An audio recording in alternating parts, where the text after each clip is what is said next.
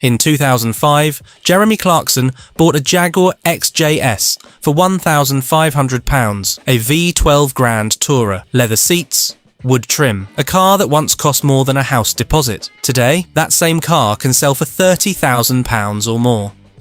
And that one number explains something rather interesting, because for years Top Gear built some of the most entertaining television ever made around a beautifully simple idea. Buy 3 terrible cars for almost no money and see which one survives. They called them cheap car challenges, and they were brilliant. But here's the strange thing. Despite countless imitators and even Top Gear trying again in later years, that magic has never quite been recreated. So, what made those challenges so good? And why might they be impossible today? To answer that, we need to start with something very simple. The idea itself. The brilliance of the cheap car challenge was how instantly understandable it was. Clarkson, Hammond and May would be given a tiny budget. Sometimes £1,000, sometimes £1,500, occasionally £2,000 if the producers were feeling generous. Then they were told to buy something ridiculous. Perhaps a luxury coupe, perhaps a sports car, sometimes an aging executive saloon that had once been the pride of a company director and was now being sold for the price of a second-hand bicycle. And immediately, the audience understood the problem. These cars were not meant to survive. You could buy a Jaguar XJS for £1,500 because the maintenance bills were terrifying. A BMW 635 CSI might look magnificent, but if anything, serious broke. The repair bill could exceed the entire value of the car. Even something like a Mitsubishi Starion, which once represented proper 1980s performance, had become a slightly suspicious bargain. In other words, these weren't just cheap cars. They were expensive cars that had become cheap for very good reasons. And that was where the tension came from. Because every mile those presenters drove felt like borrowed time. The audience wasn't just watching a road trip. They were waiting for the inevitable moment when something would go catastrophically wrong, and it often did. Engines overheated, electrical systems staged quiet revolts, suspensions made alarming noises. Occasionally, something simply fell off. But strangely, that wasn't a problem. It was the entire point. Andy Willman, the longtime producer behind Top Gear, later explained that the show often tried to plan these challenges carefully. The producers would map out the route, think about the jokes, and imagine what might go wrong along the way, but the cars had other ideas. Clarkson might buy something spectacularly inappropriate. Hammond would appear convinced he had made the sensible choice, only to discover it wasn't sensible at all, and James May would often arrive with something that looked as if it had been purchased by a retired geography teacher in 1974 and simply never replaced. The script would quietly fall apart, and that was when the show became brilliant. Clarkson laughing uncontrollably because a bucket of water had emptied into his lap. Richard Hammond trying to explain why his car was not broken even as smoke appeared from somewhere unfortunate. And James May calmly announcing that something had failed and there was nothing anyone could do about it. These moments worked because they weren't planned. They were real. The presenters weren't pretending to deal with terrible cars. They were genuinely discovering the consequences of buying a luxury vehicle for the price of a weekend holiday. And that authenticity is incredibly difficult to recreate. But the cars themselves were only half the story. The other half was something much stranger, timing. Because the early 2000s were a very specific moment in automotive history. Cars from the 1970s, 80s and early 90s had entered a strange phase of their lives. They were no longer modern enough to be desirable everyday vehicles. But they weren't yet old enough to be classics either. They existed in a sort of automotive no man's land. Too old to be fashionable, too complicated to maintain cheaply, and too ordinary to be collected, which meant they were incredibly cheap. A Jaguar XJS that once represented the height of British luxury had become an aging Grand Tourer with questionable reliability. A BMW coupe that once turned heads outside restaurants was now an old executive car with expensive parts. Even Japanese performance machines like the Starion had lost their glamour. In short, the world was full of cars that were interesting, charismatic, and occasionally ridiculous, and almost nobody wanted them. Which meant Clarkson, Hammond and May could buy them for next to nothing. That created the perfect recipe for a cheap car challenge.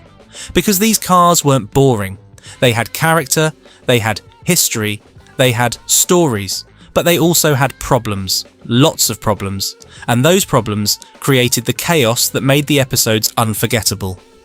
But here's where things start to change, because that strange window in automotive history didn't last forever. As the years passed, something interesting began to happen. Those same cars that nobody wanted slowly started to become desirable again. Part of the reason was nostalgia. The people who grew up seeing these cars in magazines or on television were now older. They had money. And suddenly, the cars they remembered from their childhood seemed rather appealing. Part of it was rarity. Many of those old cars had simply disappeared. Rust had claimed some. Mechanical failure had claimed others.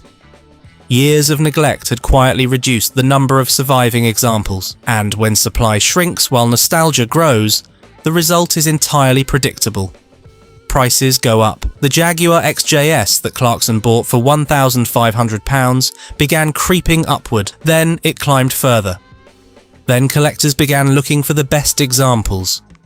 Suddenly, a car that once appeared in the classifieds for pocket money was being advertised for tens of thousands of pounds. The same thing happened to BMW coupes. The same thing happened to Japanese performance cars. Even obscure 1980s machines that nobody had thought about for years suddenly found themselves reclassified as classics. The cheap cars had become expensive, and that created a problem. Because the entire premise of a cheap car challenge depends on cars being cheap. You can't buy a £1,500 Jaguar anymore, not a decent one anyway, and even if you could, the idea of deliberately abusing a classic car worth serious money suddenly feels rather different. But rising car prices aren't the only reason those challenges can't easily be recreated today. The other reason is sitting behind the steering wheel. Clarkson, Hammond, and May. On paper, they were simply three presenters, but also they were something much rarer. A perfect imbalance. Clarkson was loud, opinionated, and occasionally reckless. Hammond was enthusiastic, optimistic, and always convinced his car was faster than it actually was. And James May approached everything with the calm caution of a man who suspected the entire enterprise might be a terrible idea. Together, they created a strange sort of chemistry. Clarkson would mock Hammond's car. Hammond would mock Clarkson's decisions. May would quietly point out that both of them had made catastrophic mistakes. The cars simply gave them something to argue about. That dynamic is extraordinarily difficult to manufacture. You can cast presenters, you can write jokes, but genuine chemistry is something that only appears over time. And when it does appear, it becomes the entire show. The cheap car challenges worked because they felt like three friends arguing their way through a terrible road trip. The cars were important, but the personalities were what made the journey entertaining. And that brings us to, perhaps, the most important reason those challenges were so beloved. They felt achievable. When Top Gear built amphibious cars or attempted to cross continents in bizarre machines, the spectacle was entertaining, but distant. Most viewers understood immediately that they could never recreate something like that themselves. But buying a terrible car with your friends for almost no money and driving it somewhere ridiculous, that felt possible. In fact, thousands of people tried exactly that. Across Britain and beyond, groups of friends began organising their own cheap car adventures. They bought old luxury cars, questionable sports cars, and slightly suspicious coupes. They drove them across the country and waited to see what would break first. Sometimes they made it. Sometimes they didn't. But they always came back with stories. That sense of possibility gave the cheap car challenges something incredibly rare in television. They weren't just entertaining, they were relatable. But time moves on. The cheap cars became classics. Television production became more cautious. Insurance requirements became stricter. Audiences became accustomed to larger, louder, more spectacular entertainment. And the strange little window that allowed those challenges to exist quietly closed. Today, you can still buy cheap cars, but they tend to be small hatchbacks with very little character. They don't have V12 engines. They don't have dramatic styling. They don't have the slightly questionable charm of a Grand Tourer that once cost as much as a house. They're simply cheap. Which means the magic is harder to find, and that is why those old episodes remain so watchable today. They captured a moment when the automotive world accidentally produced the perfect ingredients for television. Interesting cars that nobody wanted. 3 presenters who worked brilliantly together, and just enough mechanical unreliability to ensure that something would always go wrong. In 2005, Jeremy Clarkson bought a Jaguar XJS for £1,500. Today, that same car might cost £20,000 or £30,000. But the real thing we lost wasn't the cheap cars. It was the moment in time that made those challenges possible. A moment when buying something ridiculous for almost no money and driving it across the country with your friends could accidentally become some of the best television ever made.